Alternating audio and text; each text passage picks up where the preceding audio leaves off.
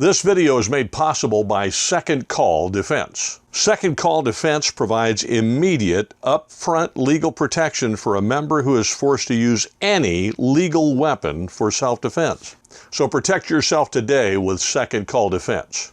I did. You'll find the link in the description.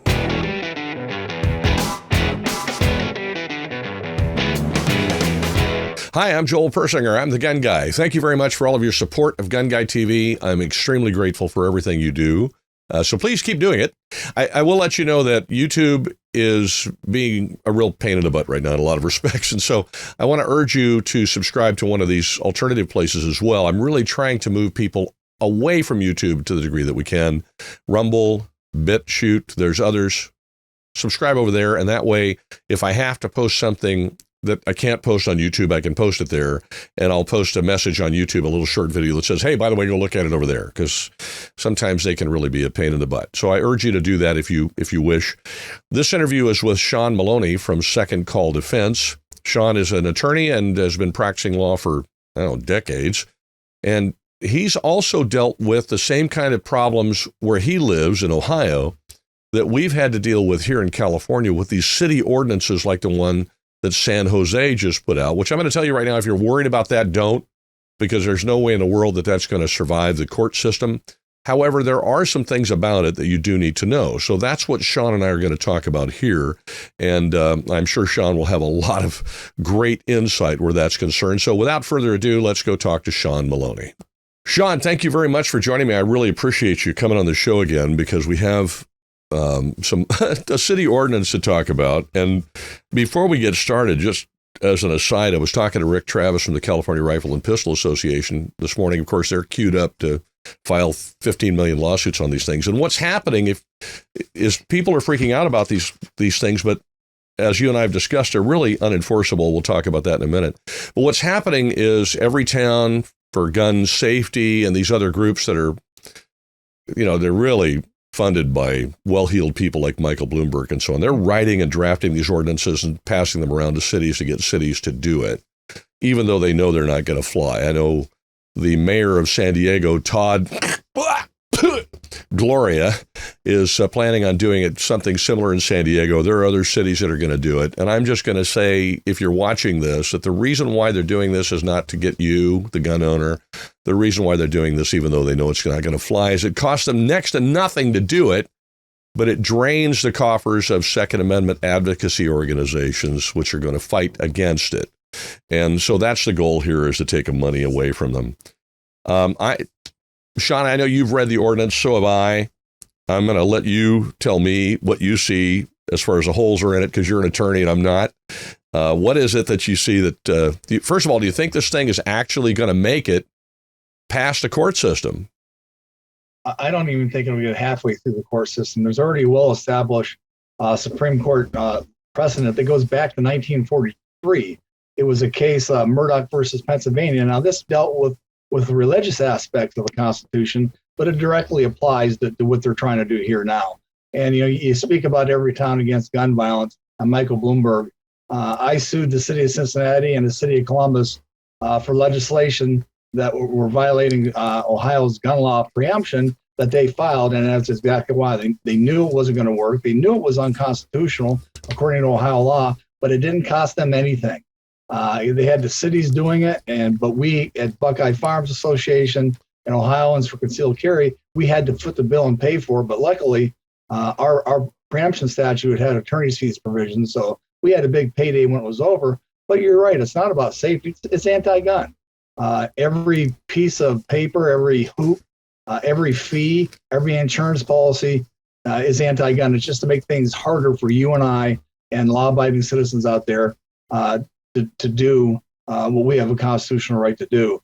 As we were talking earlier, enforcement of this thing is nearly impossible. I mean, what are they going to do? Get a group of people to go door to door, ask to see policies and ask to see firearms?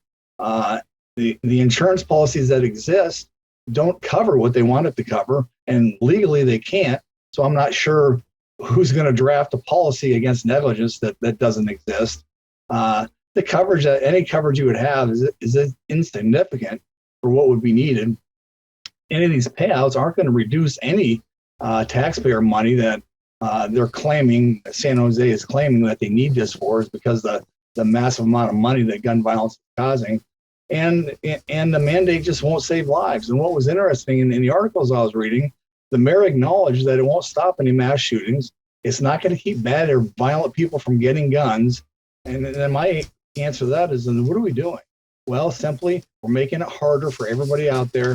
And maybe somebody out there is going to find it too difficult to go get their concealed carry permit or to buy a firearm, and it keeps them from doing it. And probably more so than anything else, that's the true goal and purpose. Well, and to your point, I've got this article I printed out. Whoops, I'm going to see if I can get it on the camera here. I have this article I printed out this morning, and the mayor of San Jose, a gentleman named Sam Liccardo, in his little presentation about this, the article quotes as saying, acknowledged that the two-prong, this is the mayor, acknowledged that the two-prong ordinance will not affect residents who unlawfully own guns and commit crimes. So this is not even meant to affect criminals. This is only meant to infringe upon the rights of law-abiding citizens. So I think it takes some serious cojones to stand in front of an audience and admit that the ordinance that you're pushing through, that you're so stinking proud of, quote, will not affect residents who unlawfully own guns and commit crimes. I mean, right? Brutally or stupidly honest. I like you say, I think stupidly in this point, but nevertheless, here's what the ordinance, this is the other thing I think that's interesting about this. You mentioned a few things, but one thing that's right in Part A of the ordinance is it says, defines firearm as follows. Firearm means a device designed to be a weapon, designed to be used as a weapon, for which is expelled through a barrel a projectile by the force of an explosion or other form of combustion. Firearms do not include antique firearms as defined in 18 U.S.C. Section 921A. Now, under federal law, the definition of a firearm is something designed to be a weapon by action of an explosive. It does not include the other things like air guns and BB guns and airsoft and so on. So I didn't get a chance, I would have to research how California defines a weapon, because it says designed to be used as a weapon, but this could potentially also limit your BB gun, your airsoft gun, your pellet rifle, and whatnot, wouldn't it? Oh, absolutely. And that's typical Bloomberg that they're trying to get into these statutes because they want to expand what they can consider to be firearms and what they consider to be weapons. And when they do that, then their piece of legislation, if any, that they pass, is just expansive, and all of a sudden it's emptying anything from the home, or it's causing a BB gun, a pellet gun, an air gun of any kind to also be considered a firearm or a weapon. Here's the other part of this that's interesting is, I looked at this and I thought this thing has got more legal holes in it than Swiss cheese. I'm not an attorney, but there's got to be 10 different ways to have this thing squashed. First of all, it's an unconstitutional poll tax. They want you to pay a fee every year for the right to have a firearm, which is an enumerated right under the Constitution and protected under the Second Amendment. Poll taxes have been, they were used in the 1890s to keep blacks from voting, poor blacks from voting, but they've been unconstitutional for a long, long, long time, and poll taxes simply don't work. But that's essentially what it is. Here's an interesting part of this, and that is that, let's see, I find it on page 2 of this thing. I printed out the ordinance. This says, for the purposes of this section, a person shall be deemed to be the owner of a firearm if such firearm is lost or stolen until such loss or theft is reported to the police department or sheriff, which has jurisdiction in which such firearm owner resides. Kind of clunky language there, but basically saying somebody breaks into, if I live in San Jose and somebody breaks into my house and steals my gun, and I don't know it yet because I'm at work, and I don't find out until at night, but they steal the gun, they go down the street and they rob a liquor store and they shoot the clerk. Then because I didn't know the gun was stolen until I got home and I hadn't reported it yet, then for the purposes of this section, the person shall be deemed to be the owner of the firearm until such time as the theft or loss is reported to the sheriff. So I'm still the owner of the firearm, which gives them an opportunity to come after me simply because somebody broke into my house and stole my gun. You don't possess the firearm. You don't even know it's gone. It's not in your hands. You didn't pull the trigger. You didn't do any of the acts surrounding the use of that firearm, but it's your responsibility. And that's the craziness of the California law. And think about it. California already has the most stringent gun laws in the nation. This isn't going to do anything to stop any gun crime. Creating a system that you need liability insurance, or causing me to pay a poll tax to be able to exercise my constitutional rights. So they heap garbage on top of garbage and leave it to us to sort out and say, hey, you can't do that. There were lawsuits filed almost immediately when they walked out of the chambers from passing this ordinance. I think they were waiting there, and I know there's several that were filed. So, yeah, there was at least one federal lawsuit filed immediately, and I know there are 2 or 3 coming. I think the way it works is there's a first reading of the ordinance, and then there's a second reading of the ordinance, and then at that point it is voted on officially and can be signed into law into the city. And then they had written in here that it wouldn't take effect until 180 days after it had been actually enacted. The minute that second reading happens, you guarantee there are going to be additional lawsuits filed. Absolutely. So this is just a magnet. It strikes me that if I lived in San Jose, I would not worry about this thing because it's never, ever going to become law. It's not going to survive. I'm not an attorney, as I said, but you are, and I surround myself with smart people, one of which is you. And I know that this thing is never going to become law, but what it is going to do is going to burn up an awful lot of money used to fight these things on that gun organizations like the National Organization for Gun Rights, the Firearms Policy Coalition, Gun Owners of California, California Rifle and Pistol Association, and other organizations who will go after this are going to have to expend funds to do it. And then when they're done with San Jose, they're going to have to do it in San Diego. They're going to have to do it in San Francisco. They're going to have to do it in every one of these cities now that decide to do this. This is going to be the year of the battle against the city council and mayor of cities who are taking these ordinances that they don't even draft. They're just getting the language. Oh, here, every town or somebody hands them the language. Here, well, can you guys do this? That's exactly what they do. And then in the case of Cincinnati, every town against gun violence donated $100,000 for the defense of their unconstitutional statute. And what happens is, I think if you print out a list of every city that whose mayor is signed on to the Mayors Against Illegal Guns, you'll find that they're gonna try to push these ordinances through. And again, and what happens is it costs money to enforce, and then maybe someday someone's gonna miss it, or all of a sudden they push these things so much, then the rest of the stuff doesn't look so bad anymore. Maybe they get something through. So the progressives are very good at playing the long game, and this is part of the long game also. And it puts up roadblocks. All of a sudden, someone's not going to spend the money, and someone's not going to fight, or the money doesn't exist to fight these ridiculous pieces of legislation and ordinances. But we can't stop. Every day when these organizations get out of bed in the morning, they're figuring out some way to pass an ordinance like this to cause problems and interfere with our constitutional rights. Sean, you've brought up Ohio a couple times, and so I'm in California, and so a lot of times what I see in California and Arizona, since those are the 2 states we have residency in, those are the ones that seem to leap out at me the quickest, only because they affect me. But this is not just happening in the crazy state of California. You're seeing this in other places, are you not, including Ohio? Oh, it is nationwide. Wherever Michael Bloomberg tries to, and Mayors Against Gun Violence, every town against gun violence, Moms Demand Action, they're everywhere, and they're always pushing legislation like this. And like I said, it happened in Columbus and in Cincinnati. 2 Mayors Against Illegal Guns got the legislation to ban different types of firearms, and they went forward with it. They didn't have to do anything. They just passed it to them. And it happens everywhere. And California, generally speaking, used to be where all the craziness started.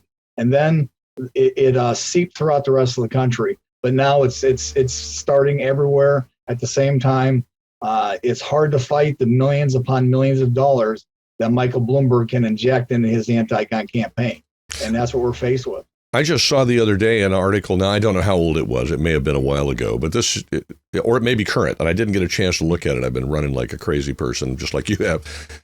But I saw an article where he had pledged $50 million toward these groups that he essentially created and owns and runs. I mean, if you want to get real about it, $50 million. I mean, that's a drop in a bucket to that guy. He doesn't, I mean, that's just lunch money, but that's an incredible sum. And if he, I don't know when that article was talking about he did that, but if he does that every year, $50 million, $75 million, that's some seriously deep pockets. It's very, very difficult to fight. Wouldn't you say? I mean, it's not easy for organizations to come up with a kind of money to fight that, I wouldn't think. And then on top of that, if he's affecting these cities make these ordinances for free. Mm-hmm.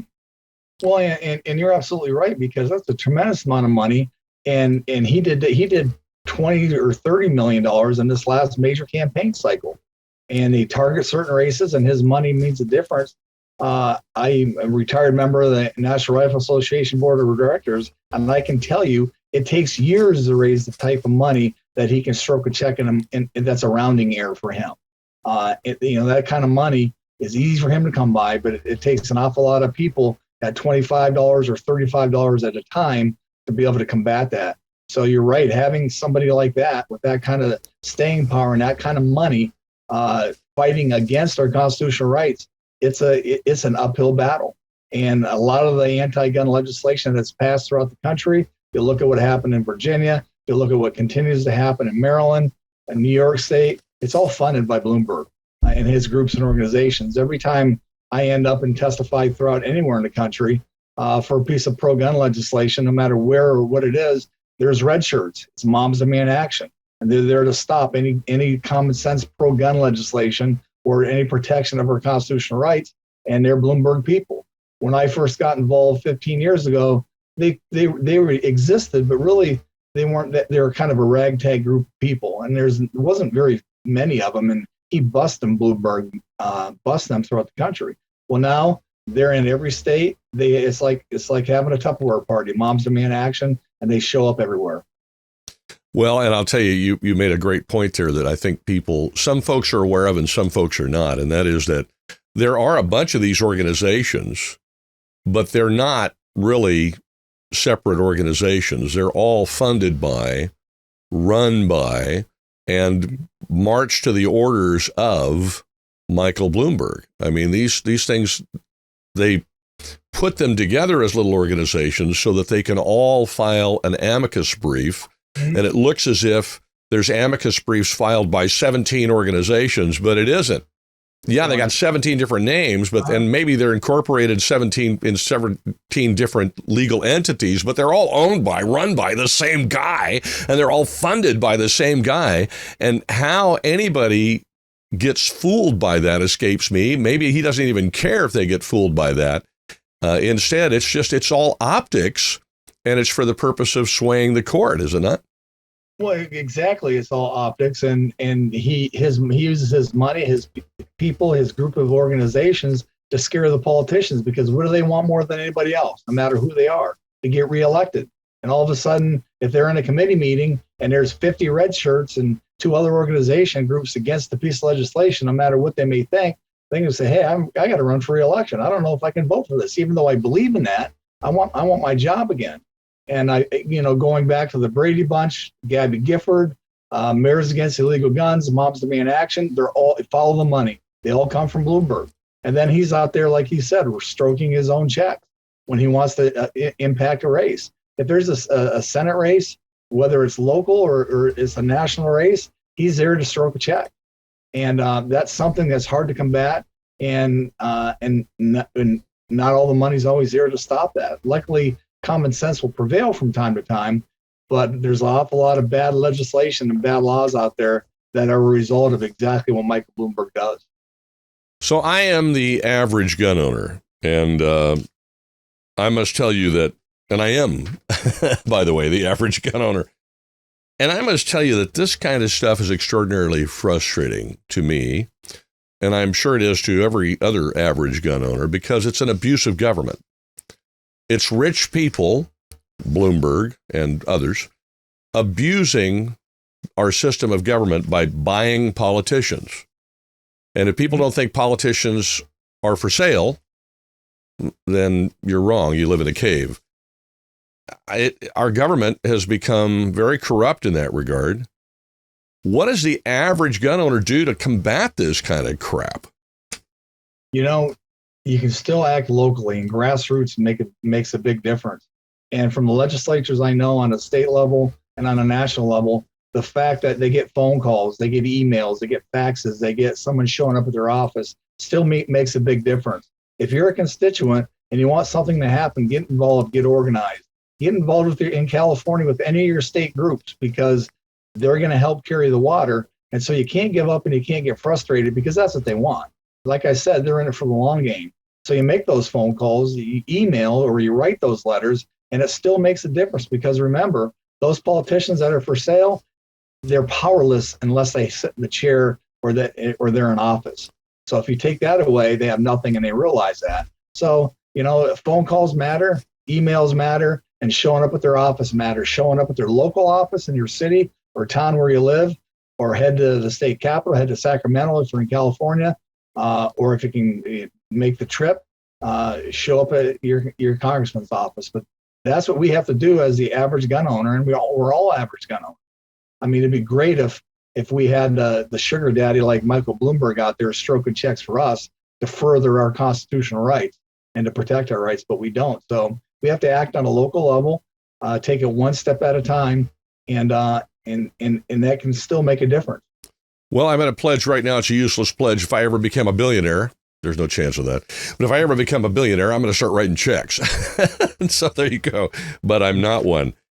Listen, this is tough stuff, particularly, and this is just a thought that entered my head as I was listening to you, particularly if we allow ourselves to become divided along state border lines or ideological lines. We've got to stay united, because if this is happening across the country, and I guess this is my question because you're an attorney, if they get away with something in one state, let's say because we're in California, they manage to get away with one of these ordinances in a city, does that set a bad precedent for us going forward with city ordinances in other states as well? Oh, absolutely. One thing in law school that I learned, if there wasn't any local case law or any precedent anywhere, the best thing you could cite to was California law, because California was ahead of everybody. They were forward thinkers. They knew what was going on. And so if you start passing this legislation and it starts getting passed from state to state, people look at that and say, hey, wait a minute. They're doing it in Michigan, and there's no problem in Michigan. And so that's always a huge problem. And I've been on the steps of many state houses, and one of the things I always say is our constitutional rights and our rights, our God-given rights, are borderless. My same rights apply to me in Ohio as they do in Colorado. And when in 2013, I showed up in Colorado and volunteered to recall state senators because Michael Bloomberg rolled into town with his checkbook and got a lot of people elected and wrote some draconian gun laws. And so I showed up and people said, well, why are you here? You're from Ohio. I said, because my rights are borderless. I hunt in Colorado. I visit Colorado. And someday the same thing is going to be in Ohio. And it happened to be that same summer, I showed up in Columbus, Ohio, because they were Bloomberg was trying to get moms of man action to get rid of my concealed carry rights. So they're borderless. You got to fight, and you have to pay attention on what's happening in America, because we're not in the vacuum. And if it's happening in California, it's going to happen in your state. It's coming to a state near you. You brought up something I think that's very informative, in addition to the fact that it's coming to a zip code near you or a state near you. But we do have quite a number of people that I'm sure are members of California gun rights organizations like Gun Owners of America, or Gun Owners of California, rather, and California Rifle and Pistol Association, who are not California residents, because they understand exactly what you've just explained, right, that California either affects or infects the rest of the nation. But you mentioned two different states where you're using your influence. And I think sometimes I forget that we have a home in California. And it sounds like I'm mega rich or something, but I'm not. But we have a hunting property, basically. I'll call it that. We have a small ranch and a hunting property that I used to hunt like that in the mountains of Arizona. And as a result, I'm in Arizona all the time. And then business-wise, we have a business office in Yuma. I'm in Arizona all the time. And so you can have effect in more than one state by stopping by and talking to the legislator there, by writing a letter, by indicating that you own property in that state. You may not vote there. That may not be your, what do they call it, domicile, but you can still join an organization in that state. You can still attend the meetings. You can still go to the city council meeting and listen, and you can try to cajole and that kind of stuff. Is there, I mean, am I on target here? Am I on track with the fact that there actually is a way for each person to have some effect in a neighboring state in which you do not reside? No, absolutely. Your money means something to these states also. And I think when you start passing anti-gun legislation, anti-gun bills, and all of a sudden Colorado is so dependent upon the number of out-of-state hunters that show up for their bounty of elk and mule deer, all of a sudden we start coming, and that impacts it. And the fact that you're there gives you a voice wherever you are. And I belong to an untold number of state gun rights organizations. And I have very different ones over the years because we're all fighting the same battle. And again, my $25 or $35 makes a difference to these people because we don't have that sugar daddy out there. So you're absolutely right. Anywhere you have a circle of influence, a circle of friends can show up, join the organization, show up at the city office or the local state legislature where you are in Arizona and say, hey, I own property here. I care about what goes on. What are you doing about my gun rights to protect, what I hold near and dear to me? So just because you're not from that area, certainly across state lines, doesn't mean that you can't be an activist. I think that's probably not widely known. And the fact that you've actually done it and exercised your voice that way is quite informative. I have done it to some degree in Arizona, but not as much as I'm now going to. In fact, when we're done with this interview, I'm going to start looking for Arizona gun rights organizations to join because I'm not a member of any of them. And so this, again, is a way that I can join and contribute. It's a fallacy to believe, I think, that one guy with a big checkbook can beat us because we're not one person with a big checkbook. We're a whole lot of people with maybe a little checkbook. And if we all contribute, we can match his financial ability. If we just sit back and do nothing because we're frustrated or we feel like we can never win, then we're kind of stuck. Wouldn't you agree? Oh, I agree 100%. That's why it's important that you help out these other gun organizations. In 2013, I showed up, and after I fought Bloomberg in Columbus, Ohio, I showed up in Colorado, in Colorado Springs. 3 months after that, in early 2014, I was on the State House steps in Connecticut, speaking that my gun rights are borderless, and my constitutional rights are borderless, and was trying to stop some of the madness that occurred after Sandy Hook there. So we can always do something. We can always help our local organizations, whether they're in our state or out of our state. I know a lot of people that I can give you contact information for in Arizona, and they can keep you busy. And there's some great podcasts that they would love to have you with your radio voice on as a guest. Well, I'm happy to do it. And this is an example too. Sean, I'm going to give you a shameless plug here because I'm that guy. Okay. Sean Maloney is the guy from Second Call Defense. And we're friends, and his organization is awesome. And I've used them for years and years and years personally. And now they sponsor the channel, for which I'm very grateful, but they didn't do that for years and years and years. They were doing their own thing. I was doing my own thing. But this is an example of putting our money where it's going to do us some good rather than putting our money where it does us harm. The reason why the Michael Bloombergs of the world and these other extremely wealthy people have the money they have is because we as consumers spend money with them in some fashion or other. And I think it's important for us to start really taking a hard look at where we spend our money and spending our money with organizations and companies to the degree that we can, which support our constitutional rights and support us as freedom-loving Americans, and not try to curtail our rights and take them away. And I admit that sometimes that's not always possible because sometimes you got one company or two companies and they have a monopoly and they do everything. Mm-hmm. But it is possible quite often. And I don't have the wherewithal to put those kinds of lists together. But I do know that there are other YouTubers and other people who do. I will give you one if you're watching this program. Dr. Stephen Turley has done a great job of putting together that kind of information. So I urge you to check out his channel, much bigger than mine and a lot bigger reach. But I urge you also, if you're going to start looking at insurance products, obviously there aren't any to do the San Jose thing because that kind of insurance doesn't exist. But if you're looking at coverage because you own a gun or you carry a gun and you're worried about, being sued or prosecuted if you end up using it to defend yourself, look at companies that are actually actively out fighting for your rights. And Sean has described many ways in which he's actively doing that. And support that company, not just the one that's raking in the dough because they're trying to make money.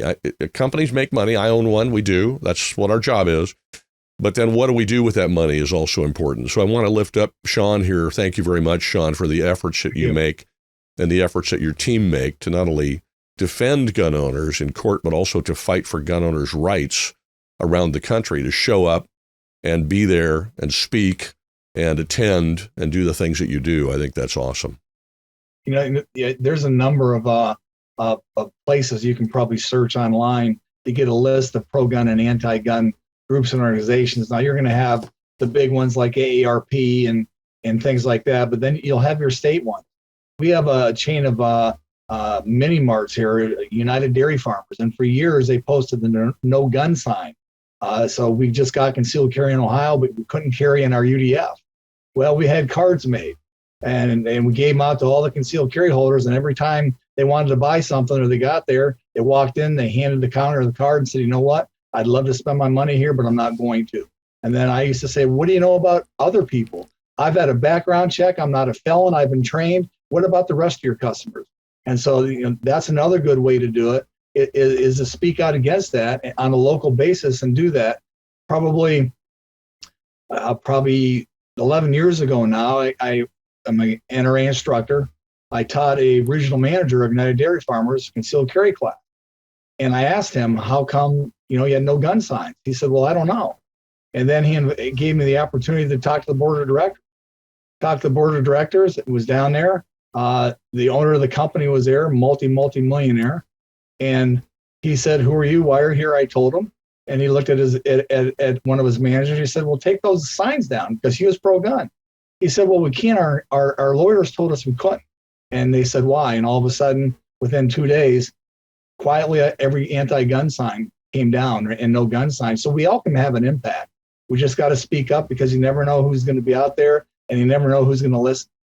Well, and one thing you did there is you spoke up respectfully. You spoke up. You didn't get, it wasn't a shouting match. And I think sometimes we can get so frustrated and so angry, these things can devolve into shouting matches, and that's counterproductive. So good for you. Sean, is there anything we should be talking about this ordinance that we didn't, or have we pretty much covered it? I think you pretty much covered it. Mostly, it's just another attempt at a piece of anti-gun legislation. Like I said, every tax, every class you have to take, every background check, every fee, every piece of paper, even though this isn't going to get there, it's a piece of anti-gun legislation. And in a way, think about what it's doing. There's already gun groups out there that, instead of spending their money to further our cause or to train kids or to make this world a safer place, they can't, because they're spending money on these ridiculous onerous lawsuits. And so speak up, get ready. Your voice matters. And if you're in San Jose, call, write, email, show up, and say, hey, this is ridiculous. And they'll listen. Well, they have to if they'd like to get reelected. And you pointed out earlier that their a politician's number one job is to get reelected. You're absolutely right. And that's all they do. They focus on, they get elected, and then they're trying to get ready to get elected again. So yep, they're powerless without their seat. That's exactly right. Sean, thank you very much for coming on the show. I really do appreciate it. Have a wonderful week, my friend, and stay safe. Hey, thanks. It's always great to be here. Thank you very much for watching through the entire interview. I do appreciate it. I hope that you I hope it was helpful. I mean, these things can be a little long. I realize that, but hopefully it encourages you, because there is a lot of encouraging stuff there. I hope it also encourages you to continue to support organizations that are fighting for your rights, because they don't get the big, gigantic checks from sugar daddies, as Sean called them, that the kind of places like Everytown and those folks do from Michael Bloomberg. He just writes these enormous checks. So CRPA, Gun Owners of California, organizations in your state, whatever they are, Gun Owners of America, they all need your support, and I urge you to continue supporting them. By the way, if you'd like to support GunGuyTV, the best way to do it is to join GunGuyTV crew. You can do that by following the link in the description, or if you're already on Patreon or you're already on Locals, you can search for GunGuyTV crew there, or you can just use the web address, GunGuyTVcrew.com. One way or the other, you'll get there. And I would certainly appreciate your support. Have a wonderful week. Thank you very much for watching. And wherever you go, whatever you do, stay safe.